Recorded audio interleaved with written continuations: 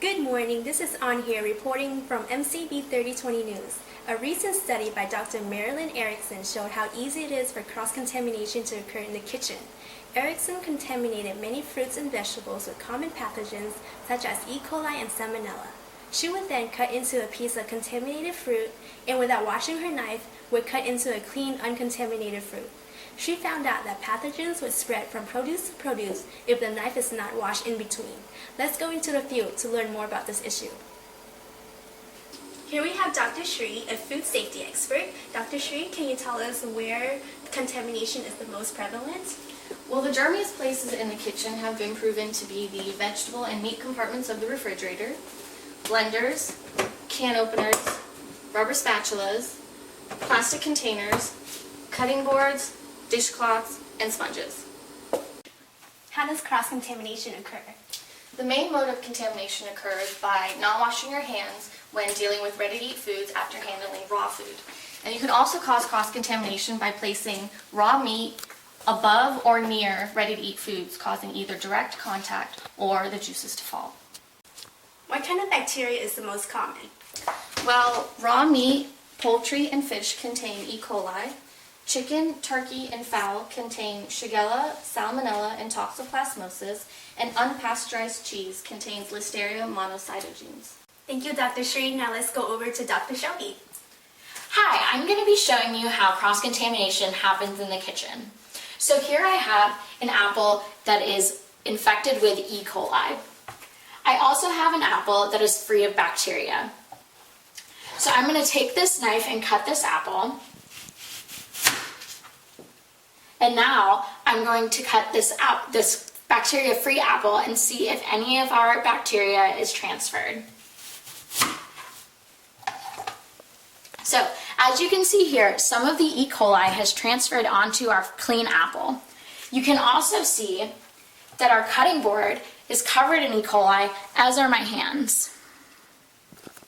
Thank you, Dr. Shelby. Now let's go over to Dr. Rao to see what can happen to you when cross-contamination occurs. Dr. Rao? First of all, poor hygiene and improper food prep practices in the home can lead to foodborne illnesses. The main foodborne illness that many of you are familiar with is food poisoning.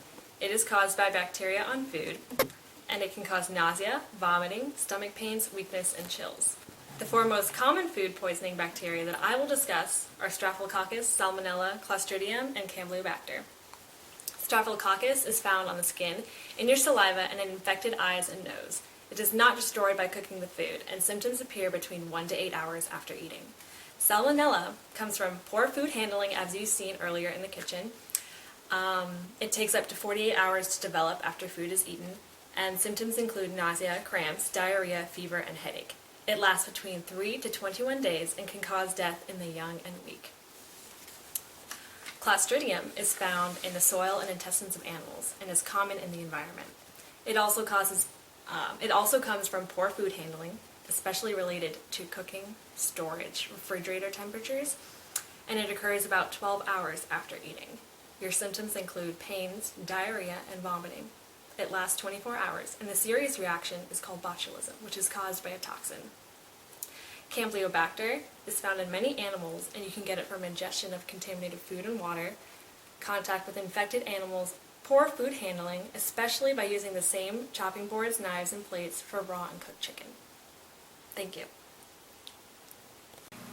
Thank you, Dr. Rao. Now let's go back to Dr. Shelby to see how to properly sanitize your kitchen utensils. Now I'm going to be demonstrating proper sanitation techniques. So first we're going to start by turning on your faucet to the hottest setting it'll go to. So once your water heats up, you're going to take your sponge and put some dish soap on it. You're going to wash the knife in its entirety immediately after using it in the kitchen.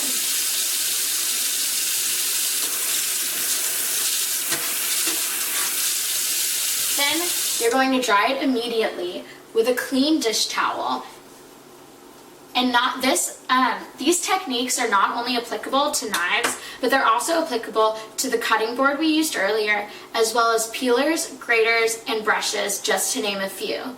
It's also very important to wash your hands after touching each different food, so you don't contaminate other foods with the bacteria you've gotten on your hands. So remember to use proper kitchen sanitation every time you're in the kitchen. And there we have it. Now we all know that it is extremely important to properly clean your kitchen utensils. Today we learned where the dirtiest place in the kitchen is, how contamination occurs, what can happen to you as a result of cross-contamination, and how to properly sanitize your kitchen utensils so that you stay healthy. And remember, don't ever put Nutella on your salmon or you might get salmonella. This is On Here, signing off from MCB3020 News.